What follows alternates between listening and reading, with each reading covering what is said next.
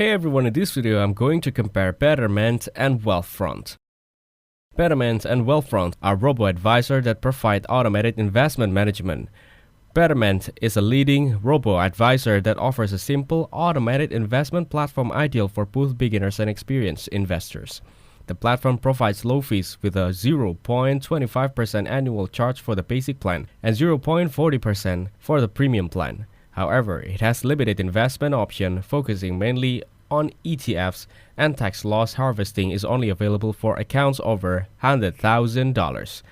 Wealthfront is a popular robo-advisor that offers automated investment management with a strong focus on financial planning tools. Like other robo-advisor, Wealthfront automatically rebalances your portfolio, keeping it in line with your risk tolerance and goals. Unlike some competitors, Wealthfront does not offer access to financial advisors for personalized advice.